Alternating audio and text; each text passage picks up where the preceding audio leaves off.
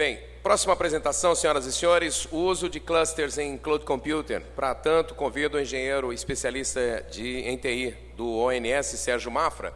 Ele é engenheiro eletricista pela Universidade do Estado do Rio de Janeiro, analista de sistemas pela PUC, Rio de Janeiro, e possui MBA em Gestão Empresarial pela Fundação Dom Cabral e MBA em Desenvolvimento Gerencial ONS.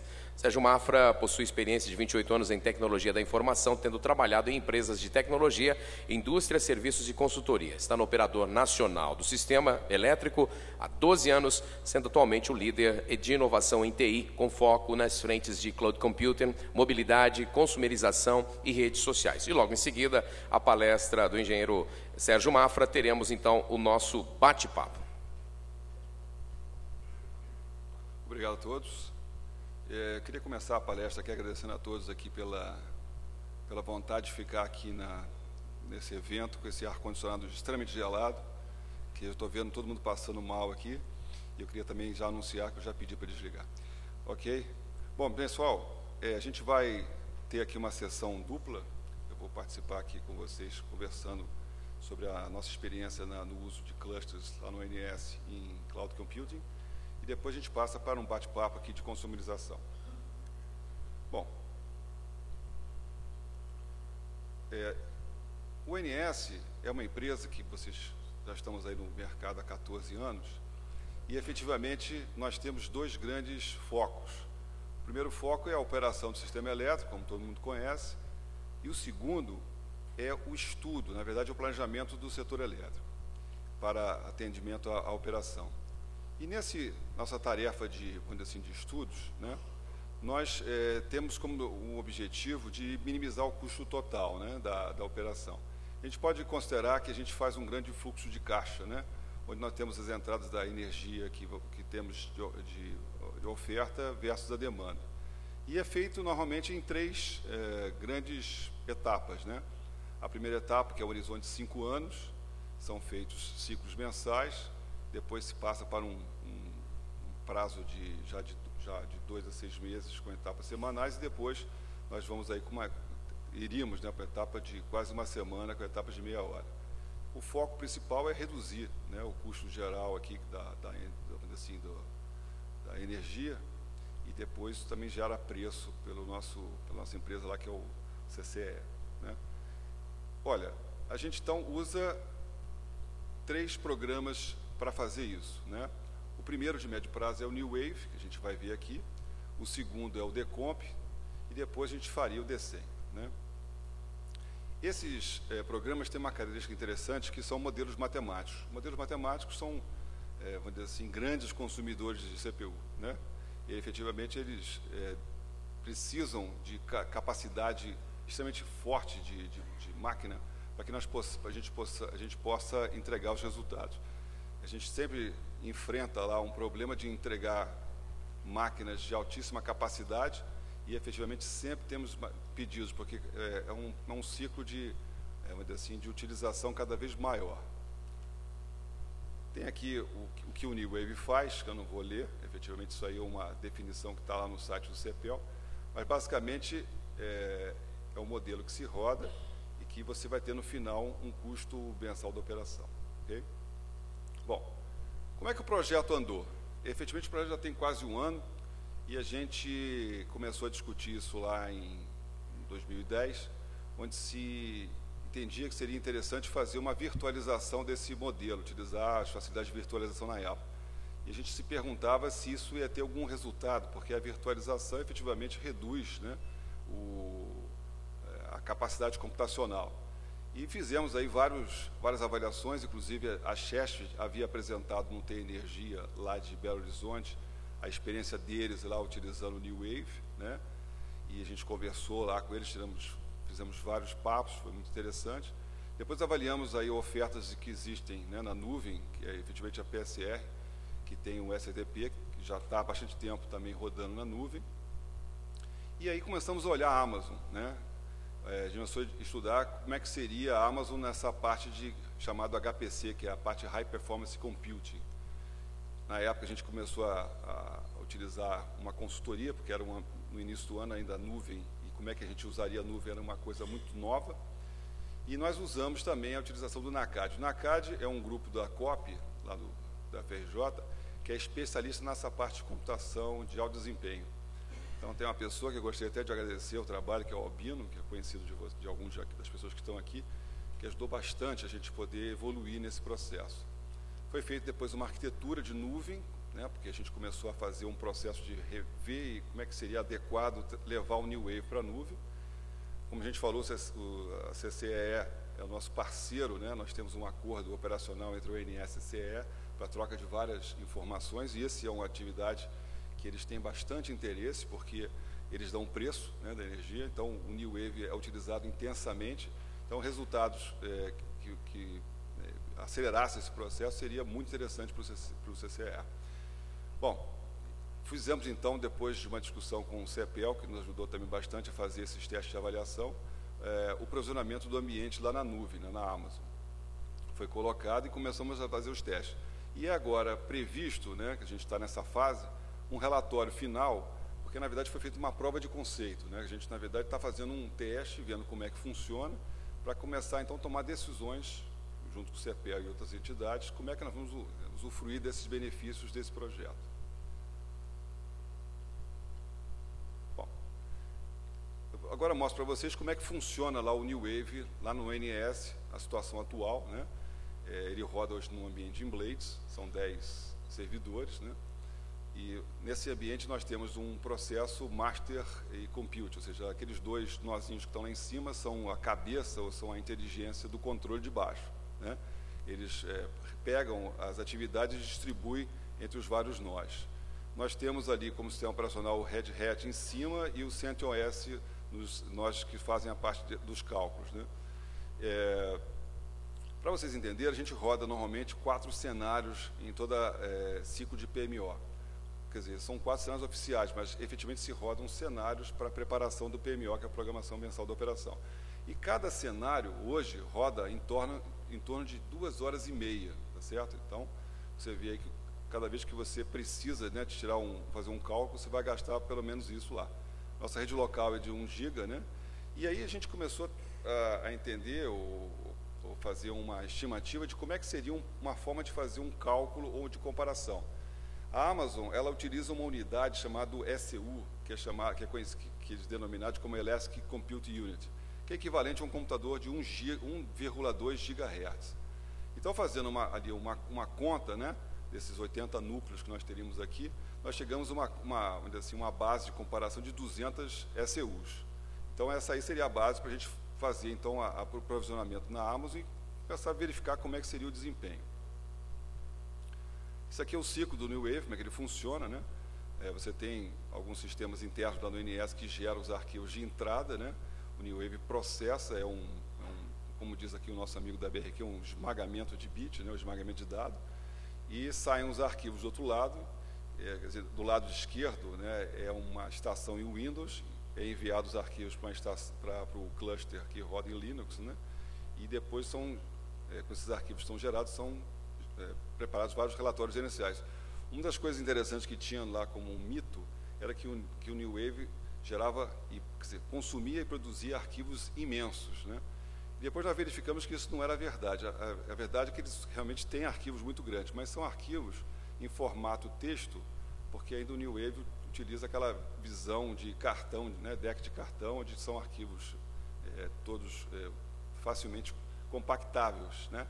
Então, com a gente fazendo uma zipada para cá e uma zipada para lá, efetivamente os arquivos que trafegam pela rede são arquivos muito pequenos, porque nós tínhamos uma preocupação porque isso poderia atrapalhar, porque se os arquivos gerados fossem muito grandes, nós teríamos que até fazer o provisionamento de uma estação de trabalho do usuário lá na nuvem, né? Mas isso não aconteceu. Bom, tem uma parte 2 aqui, que são os arquivos que são gerados para o Decomp, como eu mostrei antes, que é o outro modelo que recebe dados aqui. A CCE recebe dados também para fazer lá a parte de preço, e os agentes também, né, que podem fazer a simulação que seja necessária. Bom, por que nós escolhemos a Amazon para fazer o teste, né? Efetivamente, a Amazon é hoje considerado pelo Gartner o líder daquela estrutura que eu mostrei para vocês, da infraestrutura como serviço, né? Ele também tem presença aqui no Brasil, tem vários sites aí em lugares do mundo, né, que se houver necessidade de esses dados serem replicados num ambiente de produção, a gente pode usufruir desse benefício. E a Amazon, ela tem 4 serviços aqui interessantes, que eu vou passar rapidamente, que nós usamos. Um é o EC2, que é o Elastic Computing. Na verdade, é o provisionamento de máquinas, que é feito vamos dizer assim, em tempo real, né? Tem a parte de armazenamento, a parte de redes e a parte de banco de dados que nós não usamos. Nós usamos basicamente essa parte aí do processamento dos computadores. Bom, o que acontece é o seguinte: quando você vai fazer um ambiente de cluster, você tem que ter um software. Na verdade, você vai ter que fazer etapas, efetivamente, que vão permitir que você tenha um cluster operacional. E o que a Amazon entrega é só máquina, né? Então, para você fazer aquele ambiente que esteja um processamento distribuído, logicamente você tem que instalar duas categorias de software. Uma primeira, que é a parte de MPI, que é a parte de troca de mensagem entre os nós, para os nós poderem fazer processamento e poderem se organizar e poder ter uma consistência dos dados. Os dados têm que circular rapidamente entre eles e essa biblioteca tem que ser instalada em todos os nós. E outra é a parte de gestão das filas, né, que é o OGE, que era, na verdade, antes era aberto e agora virou, já está ficando um software privado, né, que ele permite que você possa, então, distribuir essa capacidade por vários usuários. Você tem que criar uma imagem, né, da instância, ou seja, tem que gerar um produto para que você trabalhe com aquilo, ou seja, você customiza tudo e gera depois um clone. Você tem que distribuir a chave entre os nós, permitindo que eles possam se comunicar com segurança, né? E os arquivos também têm que ser compartilhados e tem que fazer a gestão dessa configuração. Então, isso seria, vamos dizer assim, as atividades necessárias para você gerar um cluster. Aí, nós descobrimos que existe um produto chamado MIT Star Cluster, que é originalmente fornecido de graça pelo MIT, que já traz um ambiente pronto para você rodar um cluster em nuvem, né? Isso é importante porque ele abre várias oportunidades para que pessoas que precisem usar cluster ou a computação em alto desempenho possam usufruir, porque, primeiro, é muito fácil de trabalhar, segundo, é um open source, você não paga nada por isso, né? E simplifica, né, a criação e a gestão, principalmente dos clusters, ou seja, você pode provisionar clusters de tamanhos diferentes ou o que você precisar para atender a sua necessidade. Isso serve também para essa parte de Big Data, né, que é outro momento que está acontecendo, onde ele também provisiona, né, o Hadoop, que é um dos produtos usados também para você fazer o Big Data, da maneira pronta. Então, você não precisa ter nenhum trabalho adicional, é só você trabalhar com isso ali, né, você utilizar ele. Como eu falei ontem, a gente tem as instâncias na Amazon, né? A instância é um somatório de sistemas operacionais, ou softwares, né, mais as máquinas que são provisionadas. A Amazon, que nesse caso é que a gente utilizou, ela tem tamanhos prontos de máquina, que vai desde maquininha small, micro, que é inclusive grátis, né, que você pode começar a trabalhar lá de maneira sem custo, até os computadores de alto desempenho, né, de classe cluster, efetivamente, são máquinas de 4 processadores, com até GPU, né, que é a parte de processamento, que é um processador gráfico que você pode usar utilizar para processamento matemático. E o interessante é que essas máquinas de alto desempenho, eles são provisionados em um ambiente também de alta comunicação de dados, né, são de 10 GB. Então, isso vai permitir que, já que nós vamos ter comunicação entre vários nós, o ambiente vai ficar propício para que eles possam fazer dessa maneira. Então, nós fizemos, né, um provisionamento em cima dessa máquina chamada, clássica, ele chama de CC1.4x large, né? Eu acho que eu fiz sim. E aí a gente, utilizando o MIT Star Cluster, né, a gente tem máquinas prontas de 32 e 64 bits, uma interface que você recebe, você lança por um comando, né, tem uma interface de comando, né, que é chamada Star Cluster, é tudo pronto, ele já configura o SSH, já cria os grupos de segurança, já gera um disco compartilhado, se for necessário, já carrega com bibliotecas prontas, OpenMPI, OGS, que você precisar, e você pode, como eu comentei também ontem, provisionar as instâncias por demanda ou mercado spot, você escolhe lá. Então, se você vai começar a fazer alguns testes iniciais, você pode usar o mercado spot para que o custo final seja menor, né? E uma coisa legal que ele tem é o seguinte: você tem uma situação chamada Elastic Load Balancer, que você pode, por exemplo, permitir que o cluster cresça conforme a carga. Então, você define o tamanho máximo que você está disposto a pagar, né? Porque afinal de contas você vai ter um custo. E essa facilidade permite que, conforme a carga vai entrando, ele vai aumentando as máquinas para atender a sua necessidade. A gente não testou isso ainda, tá certo? Mas faz parte do nosso projeto. E aí a gente também tem uma situação interessante, porque você tem na configuração um nó controlador, né? Que ele pode ser um nó até local, pode ser um computador seu, rodando Windows ou um MacBook à vontade. E você pode então lançar vários clusters simultaneamente, né? E esse controlador que ele gerencia os clusters ao mesmo tempo. Então, no nosso caso, nós geramos um cluster New Wave, mas poderíamos gerar ao mesmo tempo um cluster Decomp e demais clusters e rodar ao mesmo tempo todo mundo usando, vamos dizer assim, uma capacidade barra infinita, né? Vamos dizer assim, da Amazon ou de qualquer outro provedor. Então, essa foi a configuração que nós fizemos. Nós criamos esse nó controlador, né?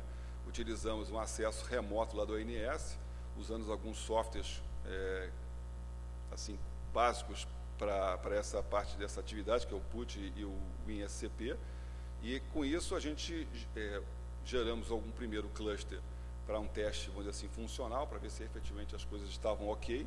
E depois fomos criando clusters de 4, de 6, de 8, de 10 e de 12 nós no total, né? E começamos a verificar como é que seria o resultado dessas rodadas.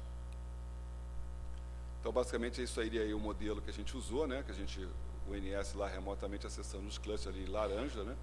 Teria um disco de 500 GB que guardaria os dados. Teríamos um backup ali feito lá com aquele outro carinha ali, parece um bucket, né? Que é um serviço que a Amazon tem de backup.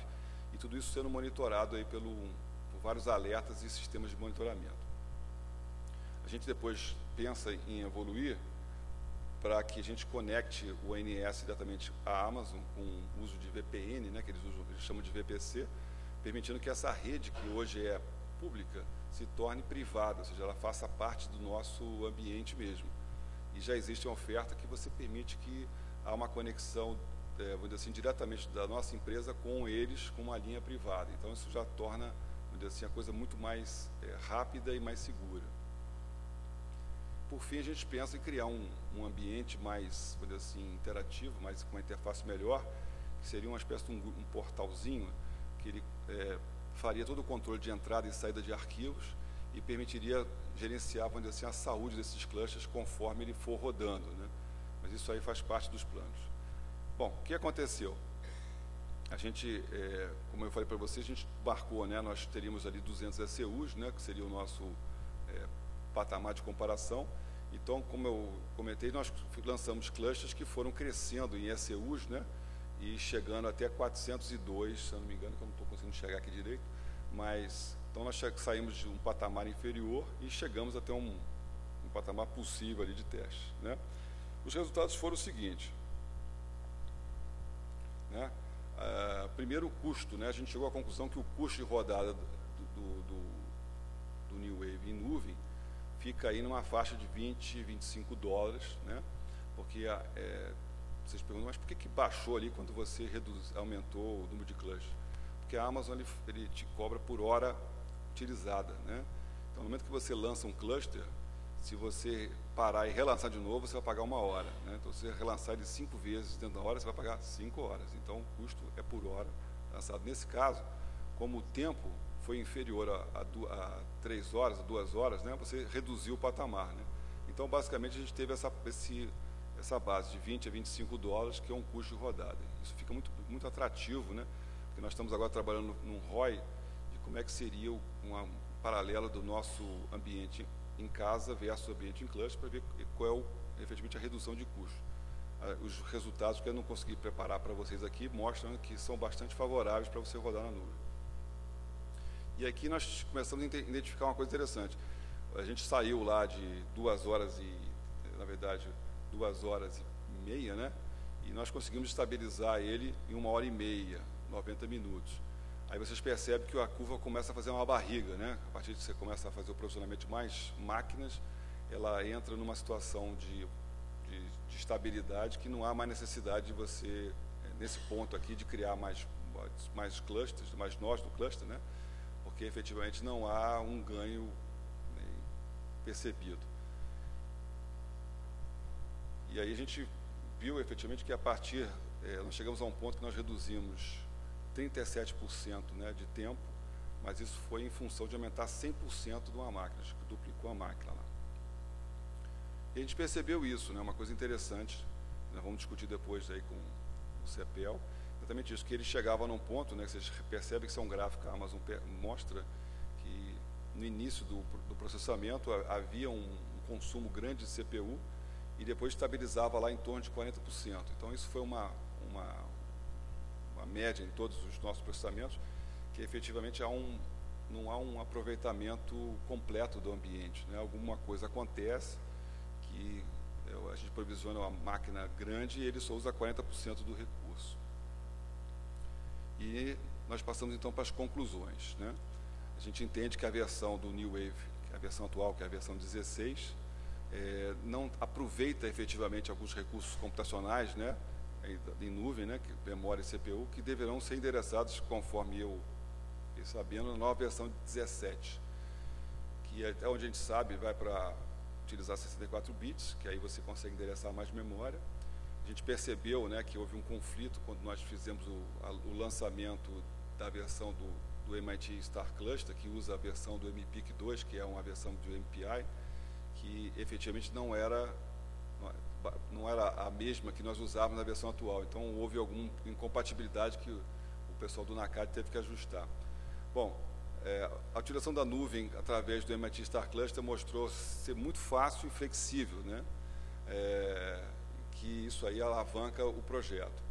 E a gente entende que a estratégia de realmente você utilizar, a gente tem que utilizar instâncias pequenas, que é micro e small, que a gente falou antes, porque você tem um custo menor para fazer isso e aí permite que você faça testes, vamos dizer assim, de lógica, né, teste funcional, sem ter que pagar o custo das máquinas grandes da Amazon.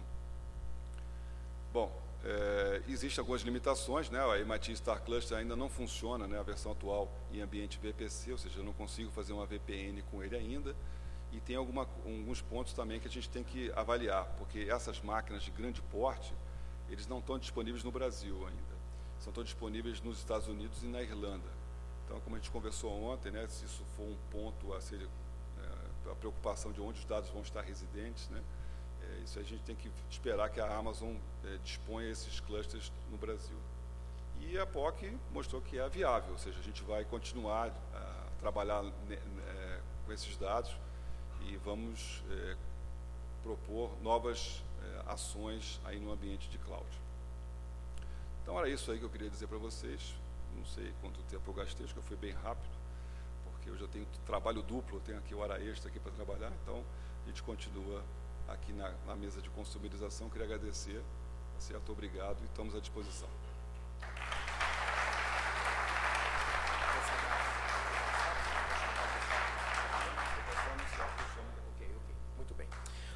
Muito bem, muito obrigado, Sérgio Mafra. Bom, e neste momento, senhoras e senhores, nós passamos para o bate-papo sobre consumerização após essa palestra. Então, inicialmente,